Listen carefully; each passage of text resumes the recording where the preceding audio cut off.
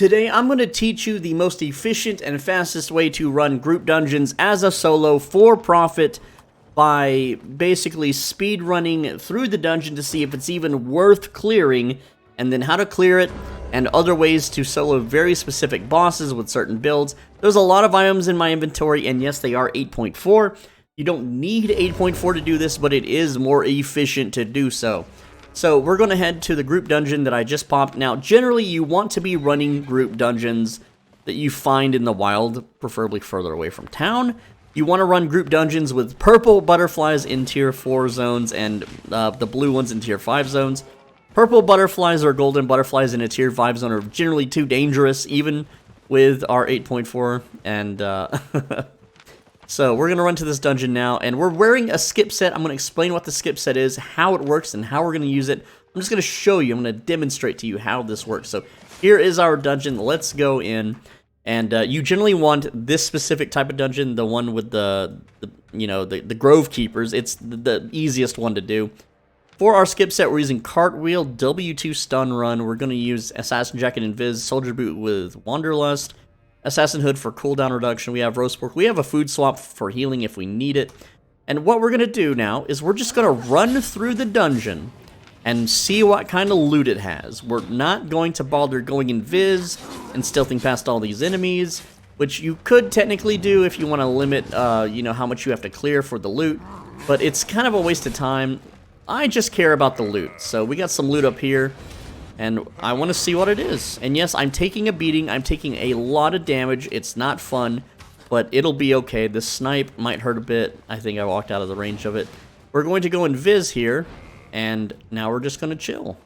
And we can see that this is a blue chest. Blue size chest, not really worth my time. I'm going to go ahead and just do a food swap here so I can regenerate a little bit faster. And right now we got one blue chest. Pretty early on in the dungeon. It's not the worst. I'm going to go ahead and get my cooldowns back. And there we go. So now I can start wanderlusting. I can start running again. One blue chest on the first floor. And we don't have to clear too much to get to it. But I want purple chests. I want legendary chests. I want big boy chests. I don't want the little chests. There we go. We got another little area here. Just kind of stun run past that. Do some cartwheels. Fly around. And a lot of people also want to argue about, and there we go, we're at the second floor. So clearing that first floor for one blue chest, not worth it. I'm going to go ahead and just go to the second floor. I'm going to use Invis to exit combat, so I can go immediately to the second floor.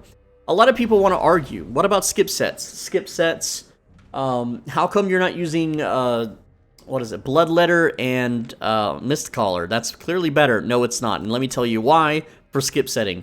You want as much health as possible. The double-bladed staff gives you 443 health. This means you can tank more hits before you have to go in Viz.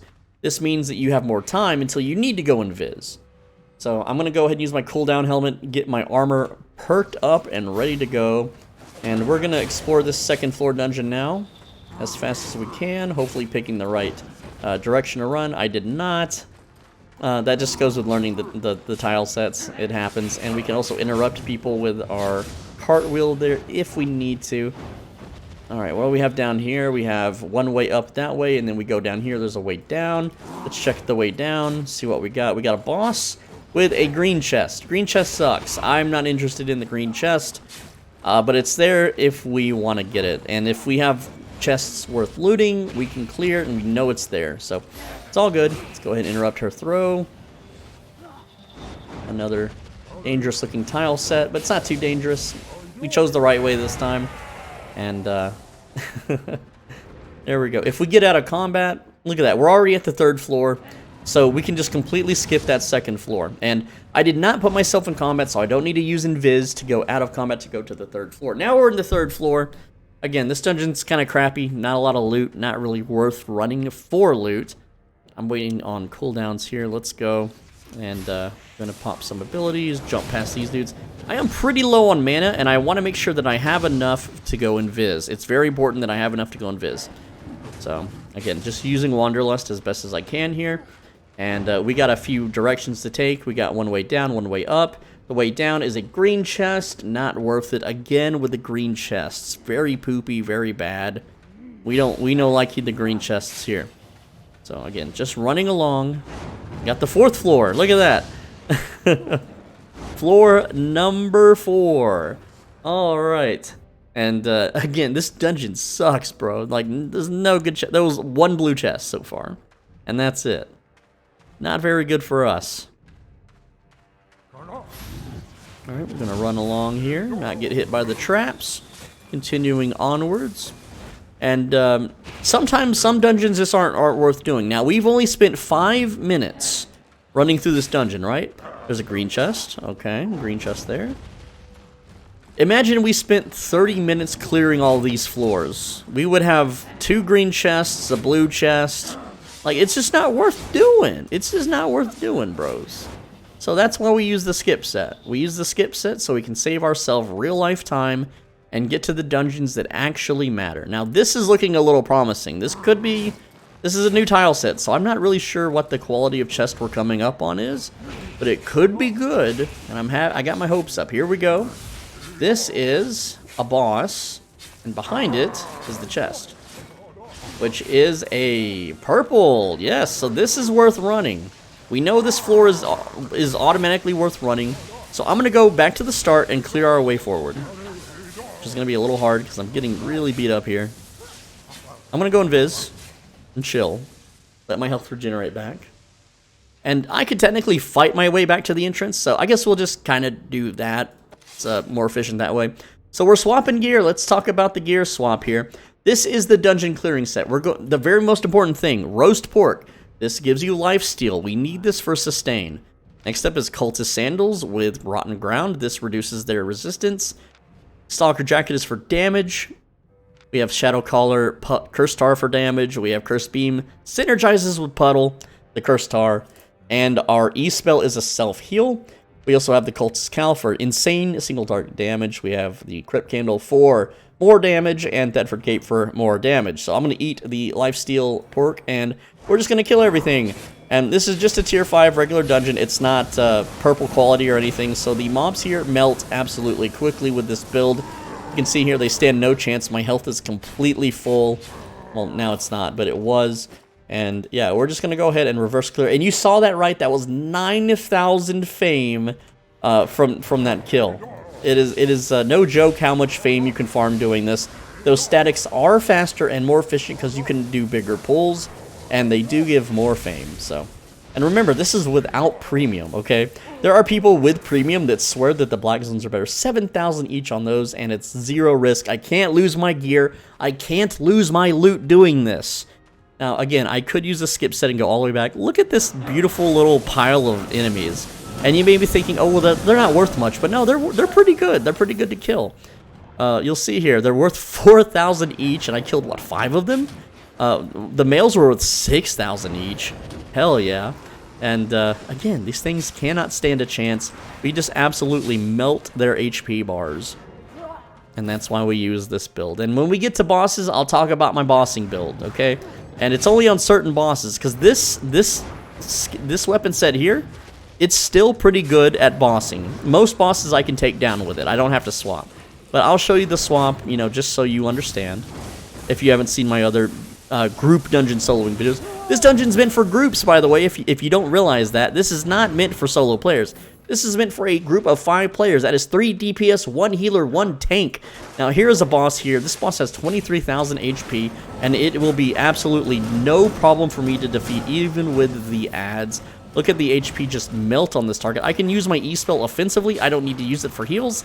I can just melt the target's, the boss's HP, no problem. No need to swap to my sustain set. No need to use an alternate gear set. I can just cast all my spells willy-nilly. And I'm full HP. She's not. This fight's already over. But that fight up ahead with the purple chest, that one might be a bit different, and we will see. We'll feel it out. Now, you'll notice this chest is locked. Too many enemies left alive. That's why we're having to backtrack and kill everything that we walk through. But you can see here, we're only 9 minutes in on the 4th floor. And we've saved way, way, way more time than clearing it manually.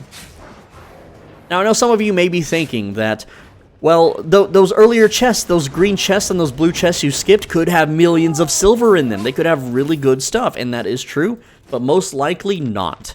you should really only go for the purple chests. I'm telling you honestly here. Purple chests are the ones you should prio.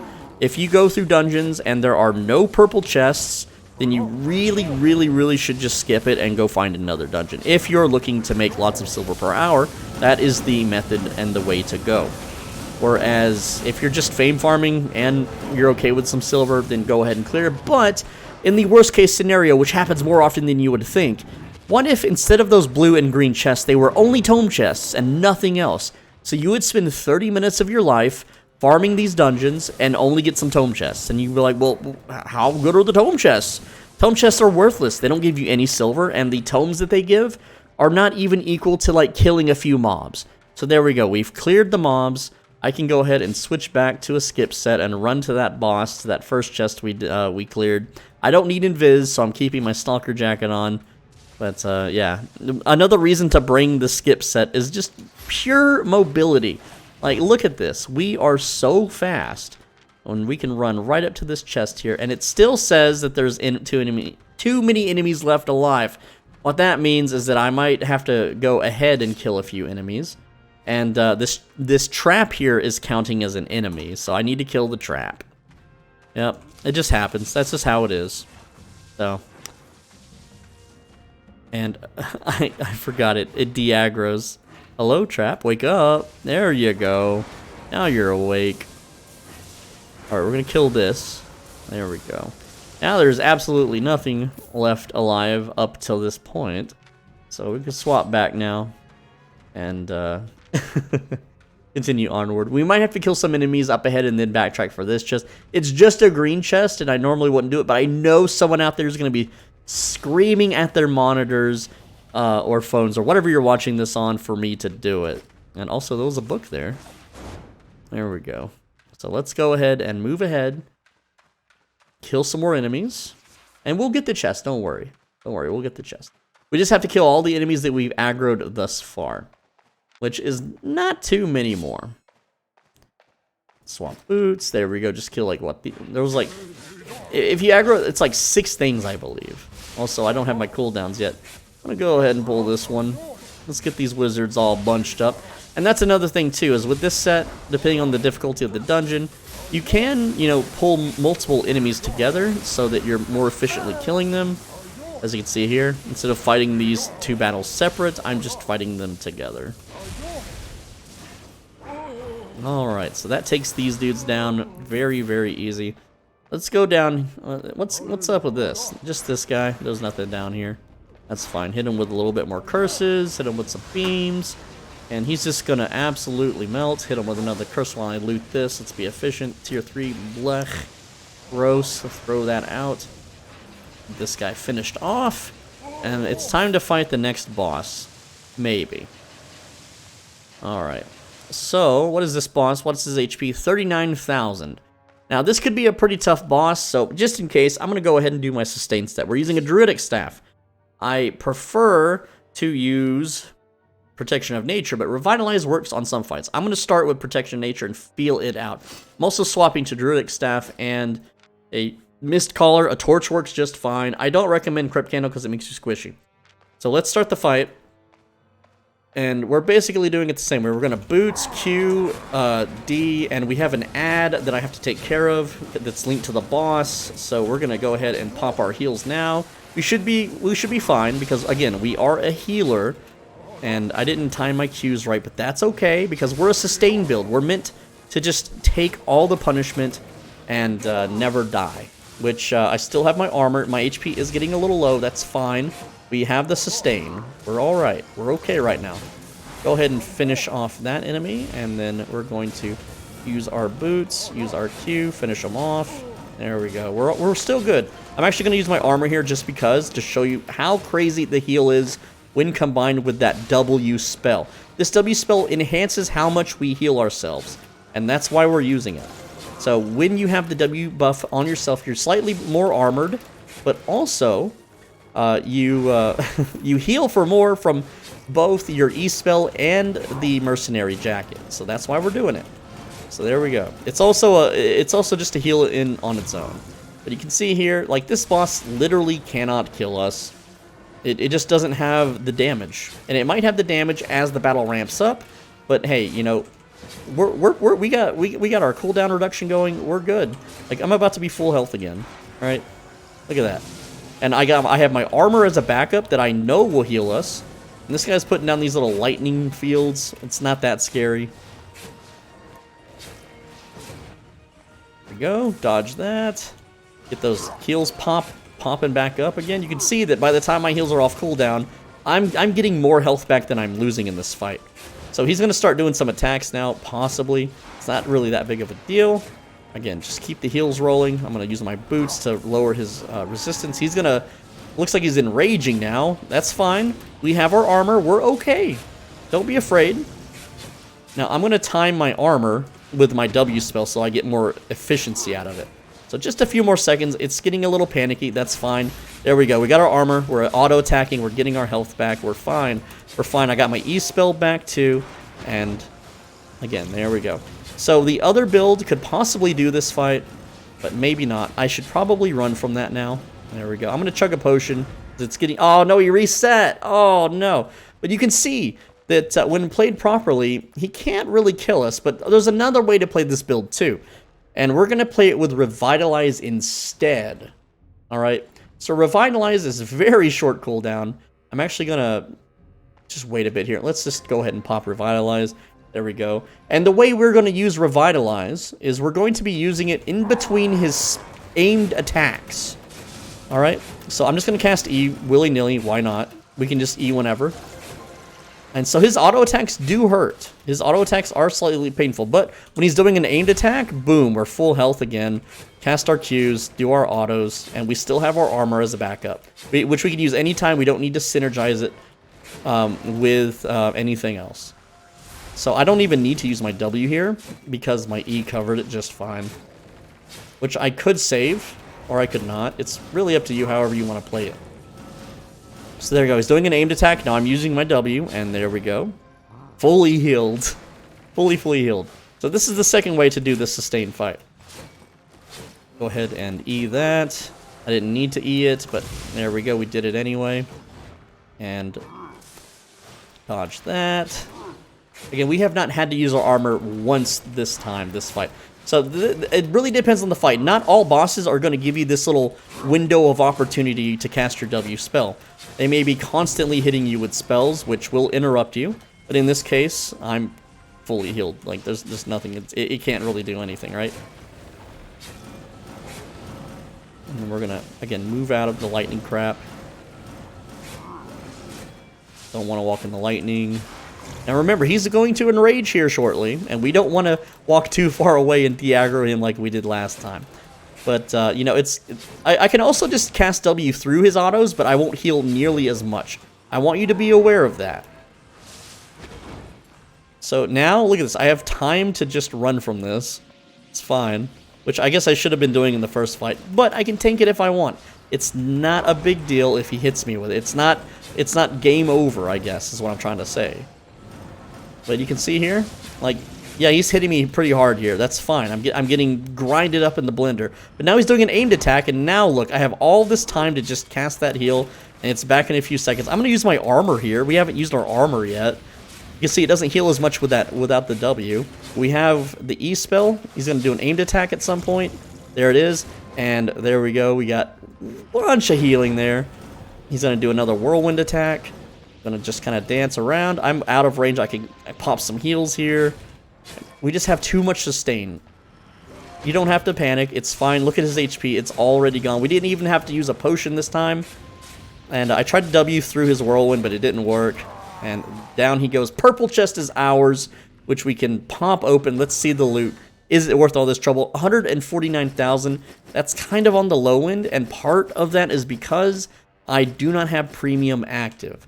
So just keep that in mind. Now we can also, because we can loot that chest, we can go back and loot the green chest. But what's also important is we can finish the dungeon. And there's no reason not to finish the dungeon at this point, because the end boss dungeon will always guarantee a loot chest. It will not be a tome chest, and it will be blue or better. So we know by continuing to clear the dungeon, we are guaranteed a blue or better chest drop. But you never know. Sometimes these little green chests can be worth it, but it's probably not. It's probably like 6,000 or something stupid. But we're going to loot it anyway because why not? It only took a few seconds to backtrack and get it. Let's see what we got. It's 45k, so, you know, you won't always get that kind of loot, but hey, it's nice when you do. All right, let's go ahead and swap our armor there. And again, we're just using our skip set to run back to the point of where we were at. And again, that's not even one of the harder bosses, right? I kind of feel like I could maybe do it with the Shadow Caller. I think I can, but it's just easier, less stressful, and lazier with the Druidic Staff. Alright, let's swap to our clearing build and continue onward in the dungeon. That wasn't the dungeon. That wasn't the end of the dungeon, was it? Clearly there's more to do. These new tile sets confuse me sometimes, right? Like, I don't see any other way to progress forward, but hey, maybe that was the end dungeon boss. So, what do we spend? We spent 21 minutes and we made about a little under 200k, which would be 600k an hour, which is not that great. But then again, you should only really be running the enchanted dungeons, and this is just a regular tier 5 dungeon map, okay? This wasn't a purple butterfly or a blue butterfly map, but yeah, I think that was the dungeon. I think that was it. So anyway, that's the video. Hopefully you learned how to solo dungeons a little bit faster and a little bit more efficiently. We only really spent 15 minutes of combat time, whereas we spent, 6 minutes skipping 3 freaking floors that were completely worthless. So yeah, this is not really the best dungeon for an example, but it's still a pretty good amount of silver. I don't know, what do you think? Let me know in the comments. I just needed a video idea. Happy New Year, I guess, if I'm putting this on the 31st or the 1st. I don't know when I'm uploading this. Thank you so much. Channel members, get this video early. Leave a comment, leave a like, and on the right side of your screen is a video you should absolutely click, and if you don't click it, then the next time you do a group dungeon solo, it will be all tome chests.